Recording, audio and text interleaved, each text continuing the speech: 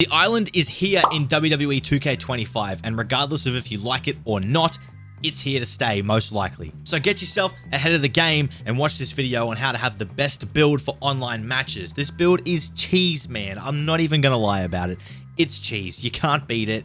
You need this build. Okay, the important thing about this build is choosing a striker. Now, I know what you're thinking, why, man? High flyer is more fun. That may be the case, but if you've ever played my faction like all of us did last year, unfortunately, for so long, striker is the most broken class in the game. It allows you to get some really strong badges, and now that you get access to all these badges in the island, these badges complement the kit that you put together. You can also change your own moveset. So maybe we'll do a video on a moveset that's broken as well to add to this, but for the time being, we're going to focus on the training shop, which is, you know, your striker build, and then the badges. Badges are super important, boys, so make sure you pay attention here. All right, the first things first is, honestly, I'm pretty much maxed out. I think there's a few things I can put up, like power submission and stuff like that, but like it's going to cost me an extra 3,000 VC. I've only got 3. You can't see it above my head. I had my day 1 VC, so shout out 2K for giving me a copy of the game. Bloodline Edition, I could use the VC on that, and I did. However, I didn't max myself out completely. Didn't feel the need to. Some things like power submission offense, when the hell am I ever going to use that? So if you're looking to save VC and be a bit lenient on your build, you could put power submission offense on 0. It doesn't matter. You don't need it unless you're using submissions. And in this build, you're not touching them. But everything else you see here is pretty standard. You do want your strength at max, your armor power at max, and your leg power at max. The reason being is that this is a striker build. So you want to be able to hit hard and fast, but mainly hard. So grapple offense is a bit, it's just I put it up because I had the VC. But you want to focus on strength, arm power, leg power, especially if you have leg strikes. I don't know if you will, but I have a sweet chin music in my kit, so that means I need leg power. Movement speed, running offense, and agility are super fucking important because you are going to start the match by running at them and hitting them with a strike, as long as they don't reverse it. 9 times out of 10, you're too quick. They don't expect it anyway, as long as you got a decent connection. So movement speed, running offense, agility. Running offense also plays into some badges we're going to touch on later, but this is important for now. The durability section is interesting because obviously you kind of want all this maxed. It's pretty important just in case your matches are longer and you do come against someone who actually knows this technique, which after this video is live, everyone's going to know how to do this or how to build this and probably how to cheese it. So kind of make sure you got your stamina, your recovery, and your durability up. Arm durability, leg durability, a bit not really here nor there unless you're coming up against a submission specialist. And with the new mini games and stuff like that, there's not many people doing that. So don't worry too much about them. But durability, recovery, stamina, get them upgraded. Now, it goes without questioning, you can see what I'm leveling up here. Obviously, pin escape, strike reversal, grapple reversal. To do all this at a max build, I actually might insert a clip here from the first night stream. It's like about 200k VC. Or about 150k VC, something like that. Looks like it's what. So even if you got the Bloodline Edition, you can't max yourself out on day 1. 160k. 160k to cap yourself out max level in the island. You're going to want to put your pin escape at 100, of course. Strike reversal probably 100 and grapple reversal 100 as well, just in case you do get caught in tricky situations and you can allow yourself to really reverse, you know, have the best chance at winning the match still, because you can chain together some insane combos, but if you do get countered, then this person can do it back to you, and you don't want that, so put them up. Special and finisher, try to get these to 100 and 100.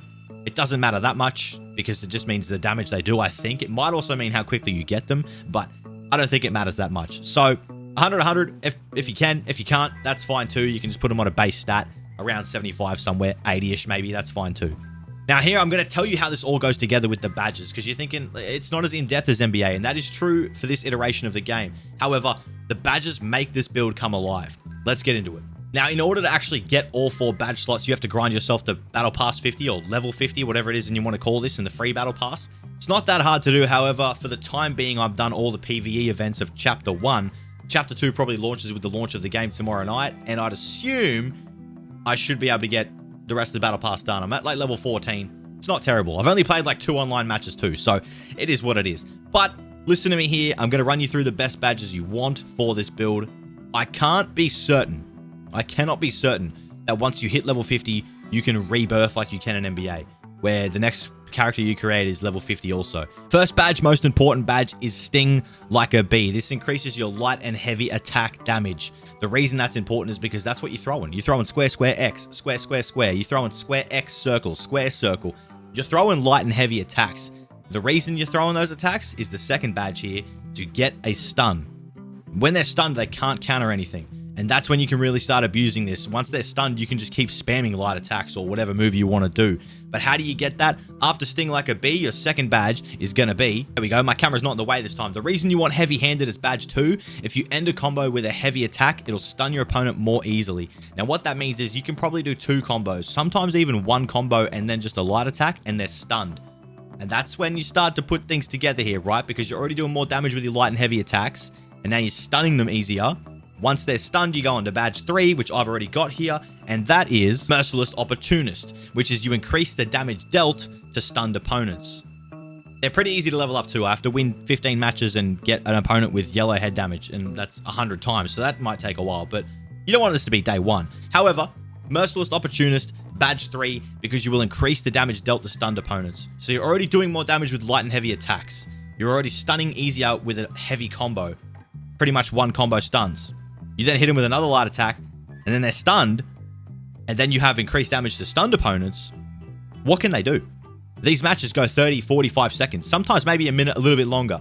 But if you can chain these combos together, they have red body damage in no time. Now, honestly, badge 4 is a bit of a mix-up here. On the thumbnail, you would have seen Pain Train, which is this one just up here. Hang on, let me get to it. And that is increase your running attack damage. That's probably what I will go with for now. And it's purely because I start a match by running and throwing a knee or a super kick, whatever I've got, a Machka kick.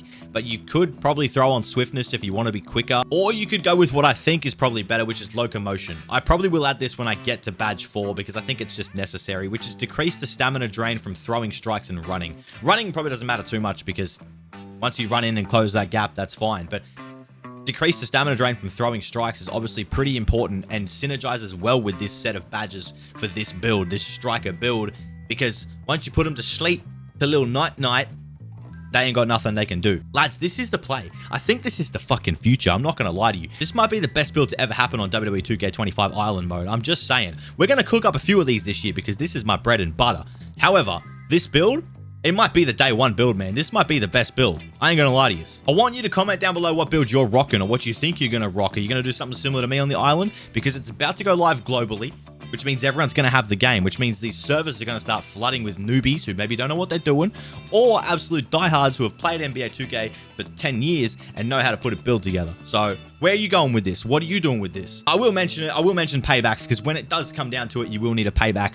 Resiliency, lads, come on now. That's, you hold R2 and triangle, you get a free kick out of a pin or submission.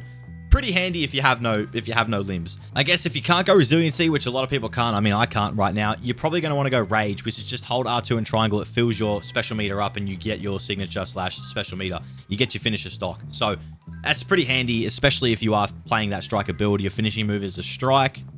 It just makes sense, right?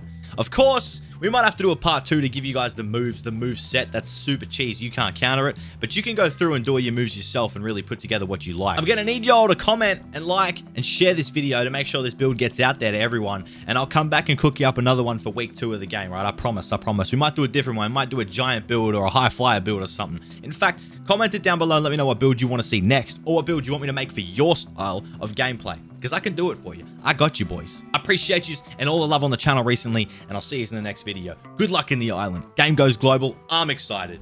Peace.